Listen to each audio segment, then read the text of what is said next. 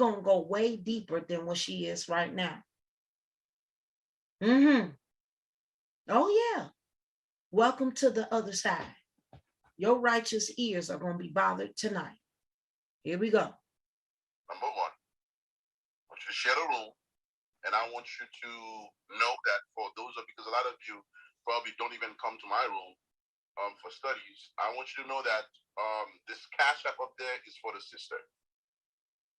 I know a lot of you might be mad, but I'm going to encourage you to bless her, because we do that on this platform all the time. We always bless someone on this platform. Okay? I've not spoken to her personally. She has not told me, oh, I need some money. This is what's going on here. I do it all the time. Being that she's the guest on my platform, I'm going to raise the money for her. She told me she didn't want a cash app up there. That's why I have believe my ministry's cash app up there. I'm going to encourage you. I know you guys smoke your weed, you smoke your cigarettes, you drink alcohol, you go to the strip club. Let's keep it real now. You guys go out to eat all the time. Giving somebody $5, $20 is not going to hurt your pocket.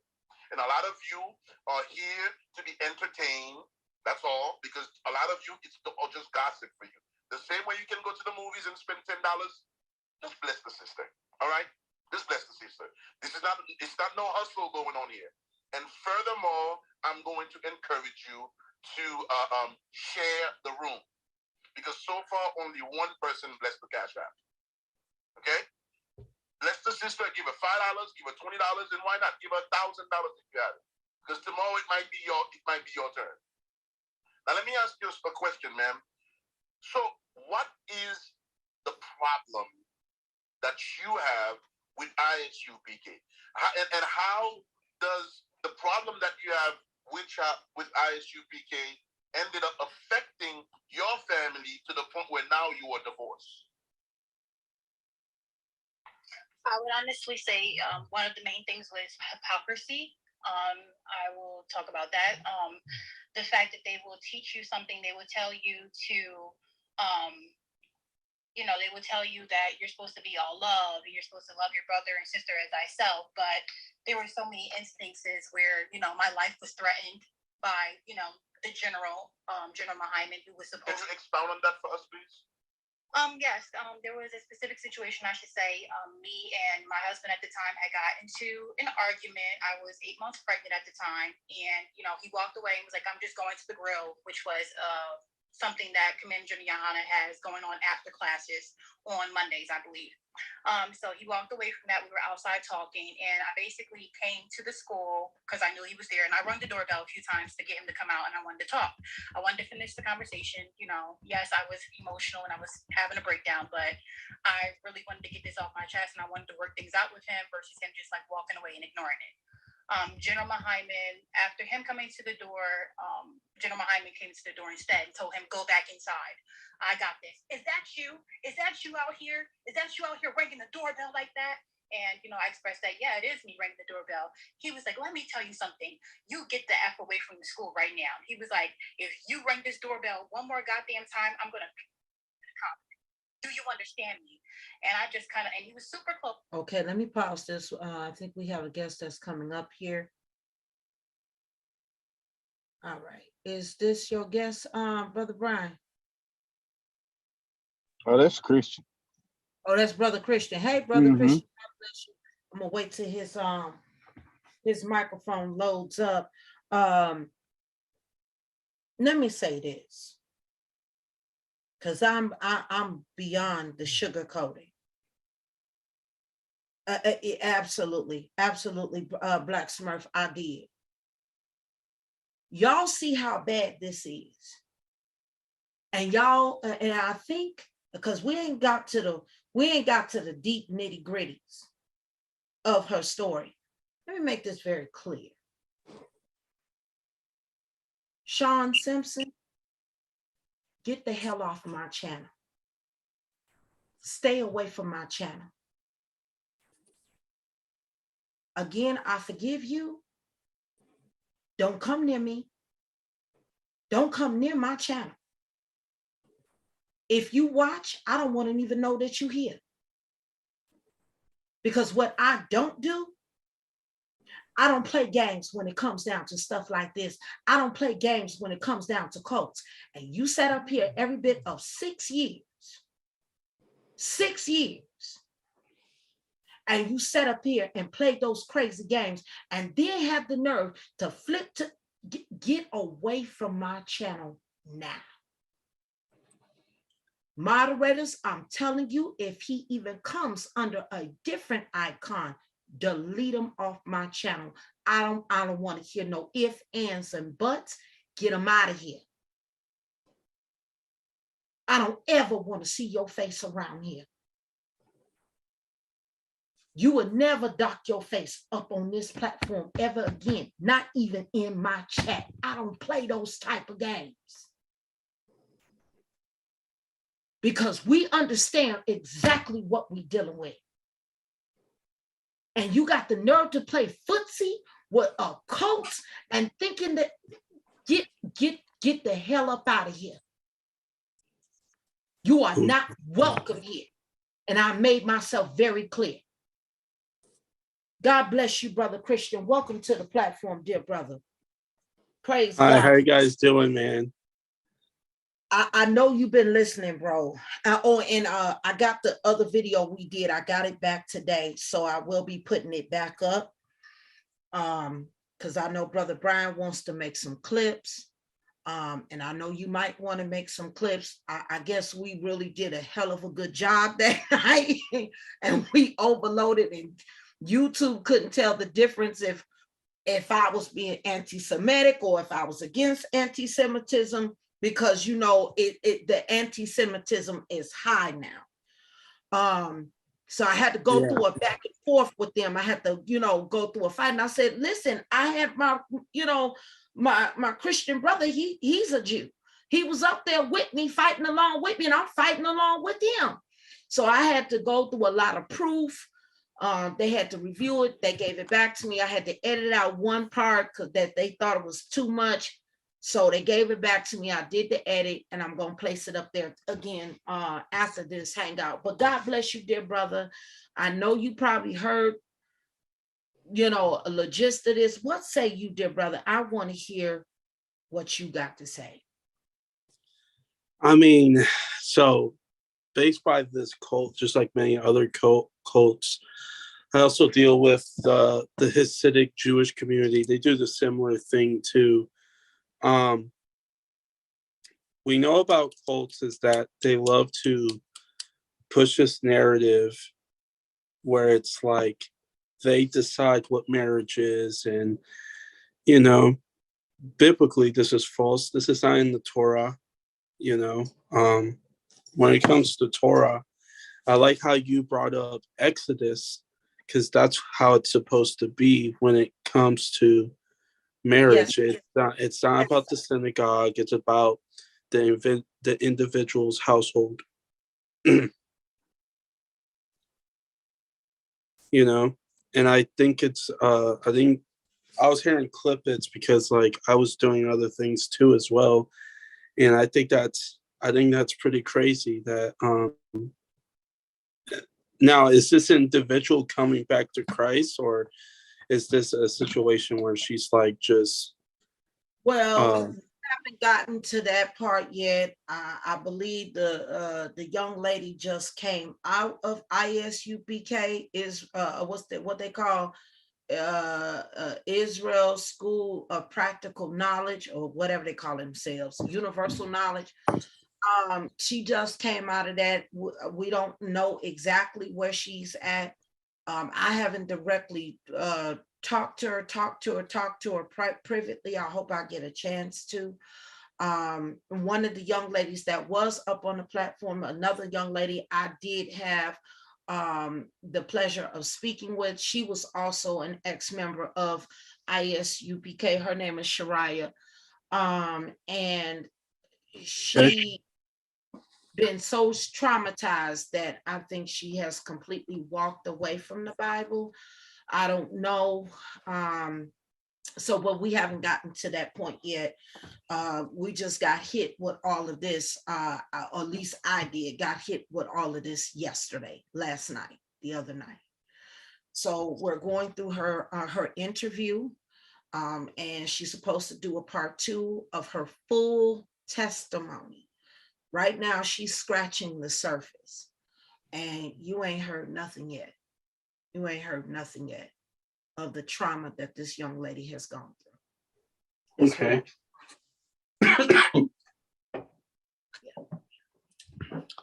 It's pretty sad that this group has caused this much damage over the years, you know. Like I said, I've seen stuff like this even happen in the Hasidic community, where they align marriages together because one family is correlated with the other, which is also unbiblical.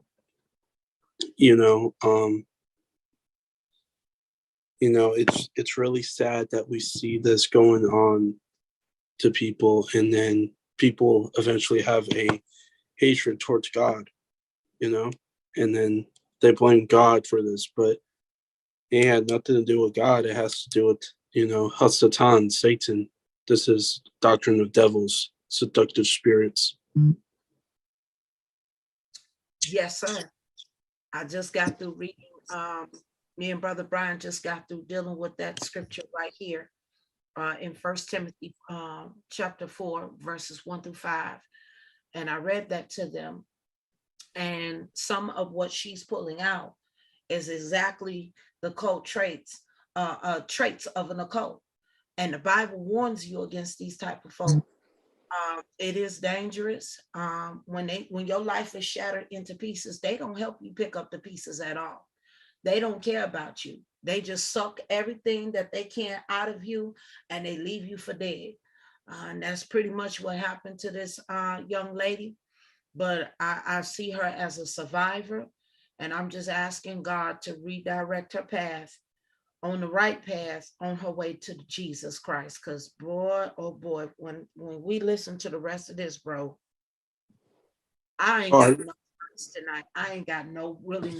And I would also mention too, because we're already in First Timothy, and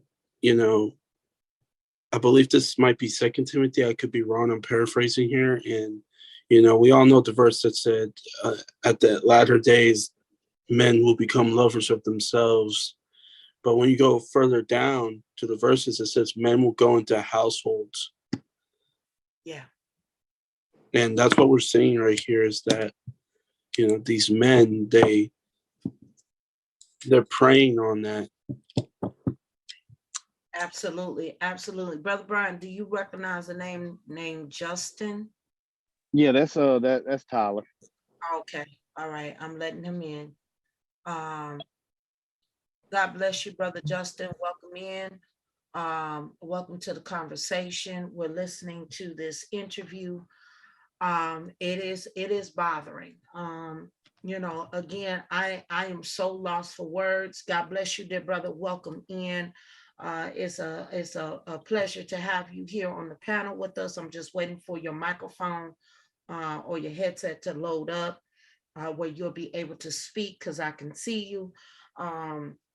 And Brother Christian, again, I welcome you, dear brother. Welcome again. Brother Brian, welcome again. And to all the Christian brothers and sisters in the chat, welcome again. This is the problem. A real problem. He'll be back in. He'll come back in. I'll let him back in. This is a huge problem. And these people who are claiming that they are keeping the law of Moses, God's law, no, they're not. They're not. They making a mockery of the biblical text. They just walked these two young people into straight fornication, bro. And I'm so agitated right now. It's ridiculous. And you know what? And we said this years ago. Brother Brian can testify to this because he was side by side with me. We said this years ago that this type of abuse was going on. And folk called us a liar, said that we were lying. Oh, they not doing none of that. They just for their people. No.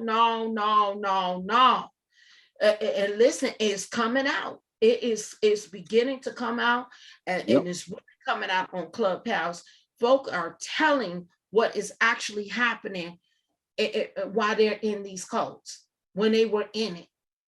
And the abuse is just overwhelming. The spiritual abuse, the financial abuse, the emotional abuse, the physical abuse, all kind of abuse that these people are enduring. And it's just downright ridiculous, man. Yep. This is not what God prescribed. Well, I mean, you know, you've told many stories of this, and this lady's telling us the same thing we've always heard that was going on in these cults. She's just telling it. That's it. There's no telling what goes on that we don't know about. Yeah, that's the part I'm scared of. Well, let me. I don't know what they don't know, what we don't know, but yeah, I'm sure there's other stuff that we don't know. God bless you, Brother Justin. Your mic is loaded up. Just unmute yourself. And you can greet everybody. Welcome to the platform. It's a pleasure to meet you, dear brother. And go ahead, you got the floor. God bless you. Hey, how you doing? God bless you. Can you guys hear me? Yes, sir. Hey, Tyler. How you guys doing? I just happened to I know Brian and Christian.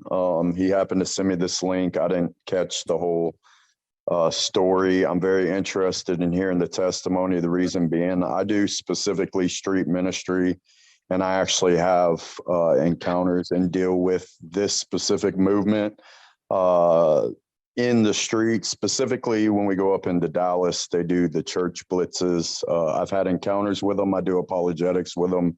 I know the movement. I know how bad it's spreading. A lot of things people aren't seeing on the streets, and there's a lot of us that are getting out there trying to combat this right now. I know relatively that this movement, started back in the 1960s and has been spreading. And ultimately what's happening, how bad they are with scripture, the condemning spirit, the racism, the hate, the violence, they're very violent.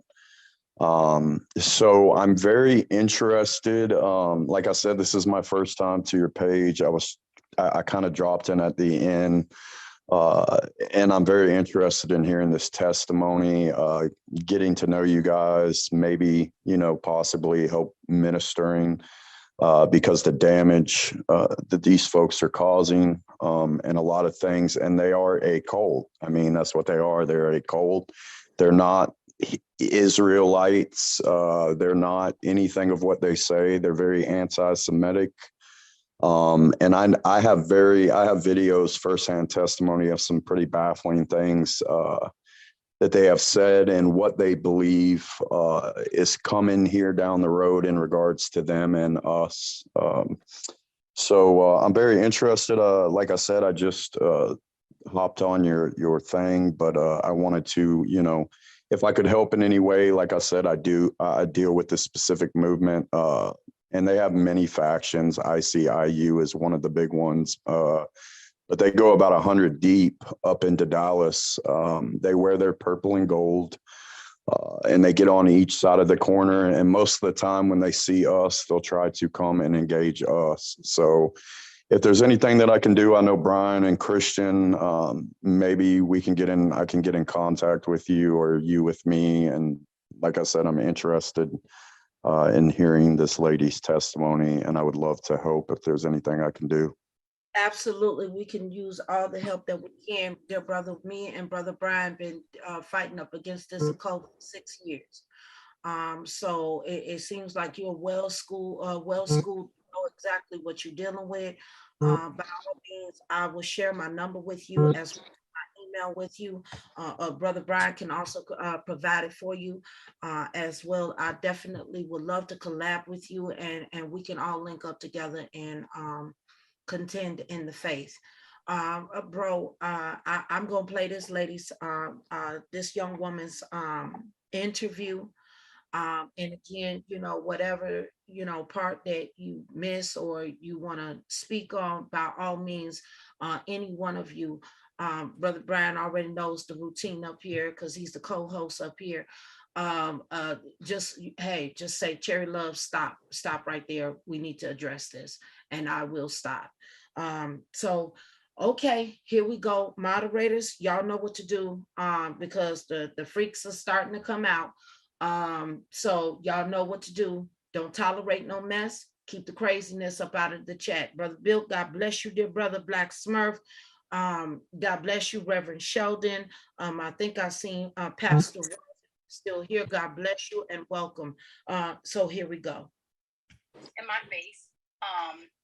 And you know, I did feel intimidated, but because of me coming from like, you know, a harsh background and I've, you know, been abused and things of that sort, I had to learn how to stand my ground and not to really like allow that to make me completely feel like I can't stand up for myself.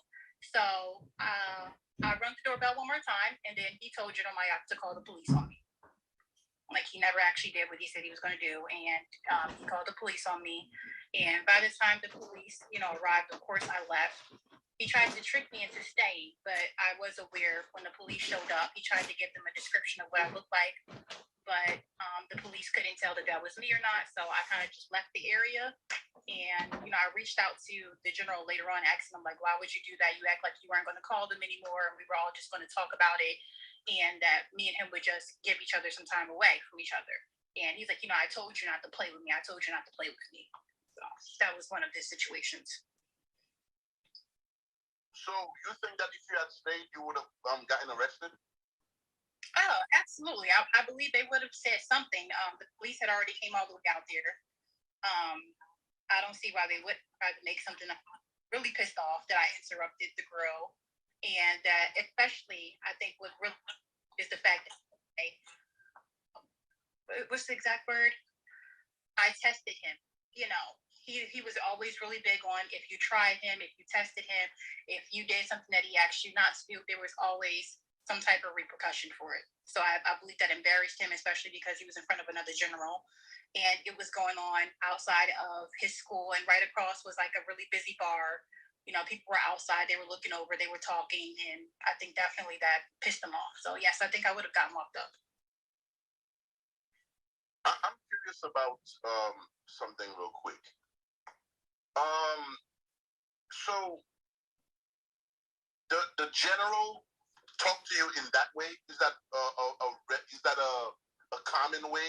Like, why would the general talk to you in such a way? Why is he cursing at you and using foul language talking to a young lady that's part of our institution? Why is he saying that he'll smash your head down to the concrete? Like, is that how like they talk to most women? I can't speak for, you know, everybody, because I wasn't, you know, always present when situations happen with other people that have reported abuse. But from my experience, that's what I experienced with General Hyman. And the excuse, once I came to the leader, Commander Jenny Ahana, and expressed to him that he has, you know, threatened me plenty of times. He's, you know, called me a mother effing, you know, the N-word and stuff like that when he's got mad at me. And the response simply was, because I actually think he looks at you as a daughter. He doesn't look at you as just a regular, you know, typical student to, you know, teacher relationship. He looks at you as an actual daughter. So that's his way of correcting you.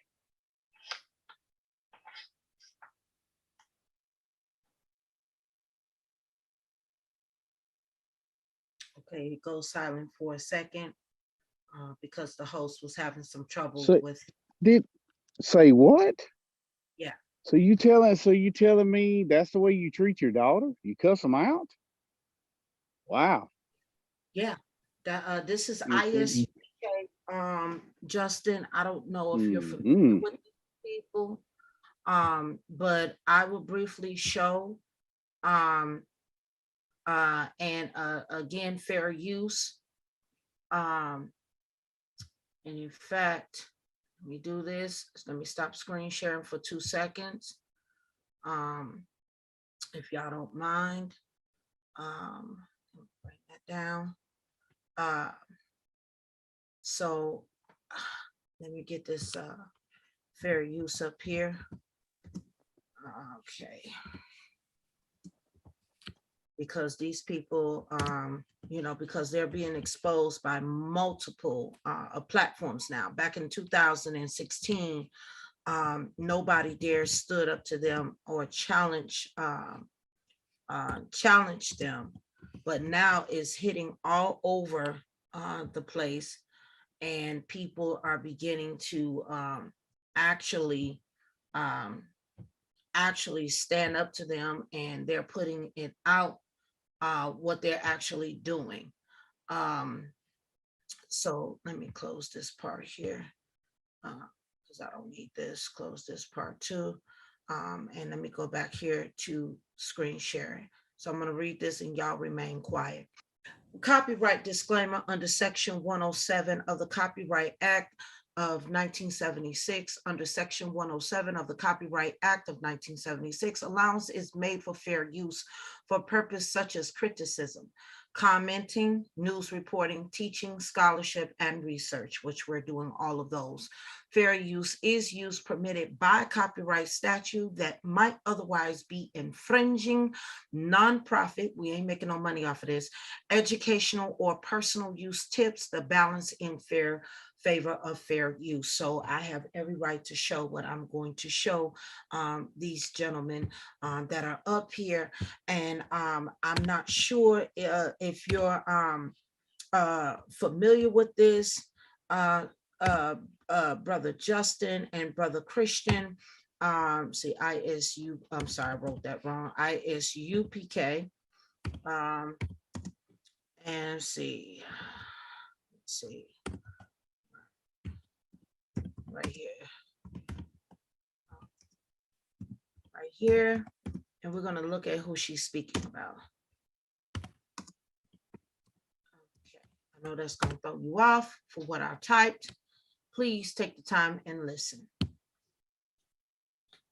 If you got a good sister, man, give her compliments, praise her, talk about how wonderful she is all the time. But if you have a woman that is constantly beating, and brother, and I hear some stories, I hear stories about a brother, you know, a brother has a stutter, and a woman talks about his stutter. Like, you old stuttering, stupid bastard. Oh, God damn, what is he supposed to do now? Go get a job? I mean, you know, brothers got ailments, you know, all kinds. You might have a foot or something wrong with your foot. You cripple or something, and a woman will talk about that crippled foot of yours. Forget about all the other personal horrible things that you have heard from a woman, and then you are expected to get up Monday morning and go out in society and be productive when you've been destroyed day and night. It's impossible to do it because of her. Now, what do? You're married to her. You can't divorce her. You can't beat her. You can't kill her. What do? You call her a bitch. And brother, you do it. You do it until, do it until it strikes home. Do it with every sentence. Do it like as an exclamation point. Do it, shut up, bitch. This bitch, something that bitch. Do it like it's her name. Do it. Just keep saying it. Keep doing it until she just cannot take it anymore. You know what she'll realize then? Words hurt. She doesn't get. So this is General Yohaiman that the young lady is speaking about, testifying in this interview about, claiming that this young lady, Valencia, was his daughter. Or he looked at her as a spiritual daughter. And this is what he teach. This is one of the other sects, ISUPK. The one that you spoke about, Justin, is IUIC. There's other sects, GMS, which you know about, AOI, HOI, ICGJC, you name it. Israel of God, so on and so on. And these are the various different splinter of groups, all originating from 125th Street, where it got started, as you said, in 1969. But it goes back even further back with the Commandment Keepers under Matthew Wentworth, Ford Cherry, and William Crowdy. He goes all the way back to 1886. These people I guess you could say the cult is a little bit over or under 100 years old, if you go back that far. The one west, what we're watching, one of the sects, is about 50 some odd years old, about 52 or 53 years old. So yeah, this is exactly the occult that she's testifying against. This was the occult that she was in. And she even testifies that she was there that day when this man, this despicable human being, for lack of a better word, gave this class. She said she was in the audience that day when this was done. And she, you know, she testifies so thoroughly about them. And this is what they teach: abuse of each other, abuse of men, being dominant and becoming abusers of their wives, and the women are to take that abuse.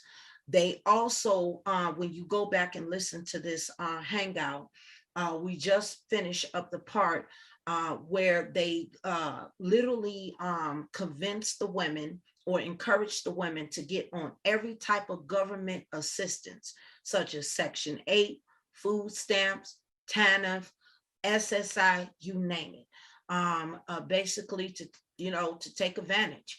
And that money is literally given to the school. Now, the Section 8, of course, they the person who filed for it actually keeps the house, but they use their houses to bunk these people up, to, you know, let them come over and stay. And, you know, if you're an ISUBK member, you know, you come on, you from a whole nother state, you can stay at my house. And basically it becomes a harbor house for the members. So a lot of stuff, and IUIC is doing this too. IUIC is doing this too. A couple of years ago, an ex-captain named Judah Mack and Marsha Rathia came out on Facebook and told it all. And even the embezzlement of $1.3 million. People who literally paid for their garments for the so-called Passover that they have every year. They didn't receive their garments, but IUIC kept the money. Not only that, ICGJC with Tazadakia, who is deceased at this moment. He died in 2020, around the time when COVID hit. He died from COVID, but he declared himself to be the Holy Spirit. I don't read anywhere in the scriptures where the Holy Spirit dies and is going to be reincarnated. A lot of his members still are waiting for him to reincarnate. Don't ask me why.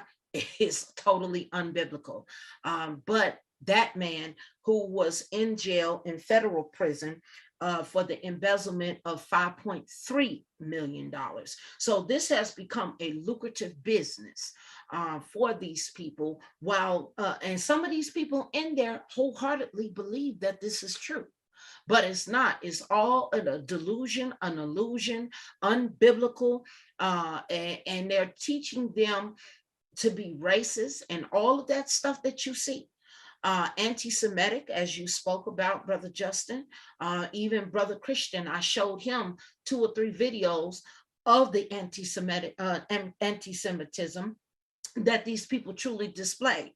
Now they have literally made a pact with Christian identity, the KKK and the Nazis. Don't believe me? Ask Brother Christian. I showed him the videos the last time he was up here. So again, dear brother, this is a problem. These people are very dangerous. Valencia speaks about how she has been threatened. Her life has been threatened. And as she goes through her story, it gets worse. You ain't heard nothing yet, because she's going to go deeper. And again, this is just the interview. This is just an interview that she did last night on Clubhouse. But the next session, she's going to go deeper into her testimony, what really is going on in the school. I give it over to anybody who would like to speak. Yeah, I would like to speak really quick about this, especially about the one that we were doing before, and how they're trying to link up with the KKK. It's very true. Um, in fact, one of the guys who did that video, his name his name is called the Israel Act. Uh, he's a Zionist. He actually follows me on Instagram. I didn't even know that. So there's these groups of people politically, and they fund things like Nation of Islam. They also fund things like the Black Hebrew Israelites to pretty much push this anti-Semitism thing. This is why I say the Jews right now, my people as a whole, are being used politically to push this narrative that all Jewish people are evil, Zionism is evil. But when you search the true political definition of Zionism, it just means supporting the Jewish right to live in that land. That's all it means. So what's being pushed right now is what was being pushed in the 60s. What was being pushed in the 60s? You got Malcolm X. You got Prophet Muhammad Elijah, who are pushing this idea that the true Semitic people are the blacks. Now, I'm not saying there's no such thing as Semitic black people, because of course there is. I have cousins who are black and they're Jewish, and they're from Yemen, and they're from Ethiopia, they're from Beta Israel, and they're Yemenite Jews. But the idea is that black supremacy now and white supremacy are connecting with each other, and now they're using religion to attack the Jewish people.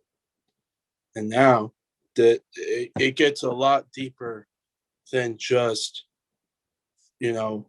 people calling us big noses, people calling us, you synagogue of Satan. Like, I've heard all of it, but it gets deeper. And this is why I say to my fellow Christians, be careful what you say on social media, because someone could grab a clip of what you're saying and make it backfire on you and make it seem that all Christians agree with guys like this. It's a political game. And I've seen it happen. It happened during my mom's time. It happened during my dad's time. It happened during my grandfather.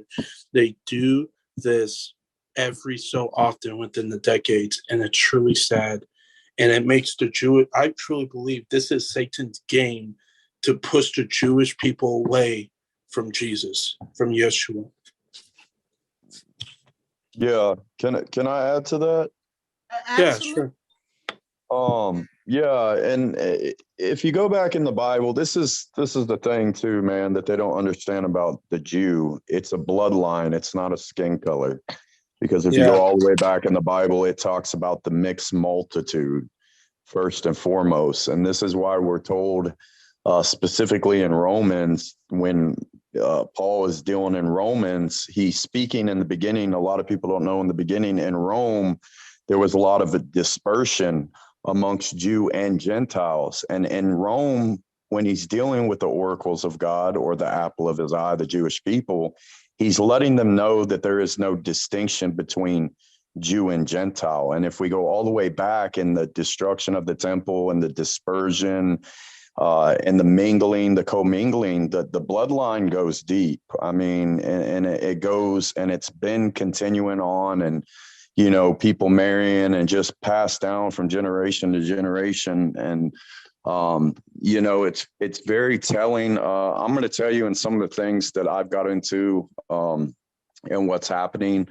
I do believe the government has a lot to do with them pushing this, these things that are happening, this push of anti-Semitism, which tells me a lot. Ultimately, it comes down to the ones that are believers of Yeshua, Jesus Christ. This is the hating of God's people that come to him. This is the rejection of him. This is the same thing that Christ was dealing with back when he was in his time, and what they were fighting against. And what's very interesting is And it talks about the whore being mingled wearing scarlet and purple. A lot of people think that that's the Roman Catholic papacy. But if you look at a lot of their clothing, they wear scarlet and purple. They wear the Sephiroth tree, or the on their thing, the which comes from Kabbalah. And it's very telling. It's a rejection of God's people altogether. And like Christian said, they're putting the true Jews out front and weaponizing them. In the same regards, attacking them. Yes, they're extremely violent. My wife, when like a month ago, we had an encounter with a specific group, and it was very telling. I remember at the end, my wife, one of the head members, my wife, she's bold, and they were out there, and I had my buddy D'Angelo that was with me. He's in the military. He's a black guy. His wife from South Africa, Shantae, moved here, and we were down there in Dallas. And I'm a white guy, and when I was trying to address them, we had people gathering around to hear the gospel that ended up leaving because they like to shout. They're like a militia group. They remind me of old Islam militia groups, or jihad, or those extreme violent individuals that kill in the name of religion. And we know that comes all in all forms and aspects. It's KKK, all the things. It's just racism, it's hate, it's violence. But we were standing down there, and when when they're speaking and we're trying to go through things, they won't look at me. They were looking at my friend D'Angelo because I'm white, and they claim that I'm Esau or an Edomite, when we know, if you know your scriptures, you do apologetics. They're very ignorant to Esau and Edomites, and that Esau was Jacob's brother, and they came out of the womb together, and it was talking about two different nations, but it's also referencing children of the flesh and children of the spirit, or children of the promise. I mean, that's what it's referencing. No Jew, no Gentile, one in Christ. But he basically, my wife stood up and was, so she said, so what you're telling us is we have to be a certain color to get in the kingdom of God. And of course, it struck a chord with me, because he basically said, shut your mouth, woman. Women don't address me. And Brian and Christian know I'm an individual. I've come from jails and institutions. I grew up on the streets. I have a powerful testimony. I left my life 4 years ago. We gave up our house in Florida when the churches shut down to go across the states and take the word to a lot of people that were in fear of their lives. So, I'm very bold in my faith. I'm very strong. I've come from the streets, violence and all those things. And it struck a chord with me. And of course, I try not to get in my flesh and all this, but it was very interesting. I remember the last phrase that they said as they started to walk away, they said, pretty soon we're going to be gods. We're bringing in our Messiah, and every one of you are going to bow to us. That was kind of along the lines of the phrase. And then they said, we'll be able to do with you what we want to here soon. And the things that are happening in the streets, yes, they're extremely violent. I was listening to that woman's testimony just a little while ago, talking about the bashing of the head. If it was up to them right now, if they could right now, they would kill every single individual. Yes.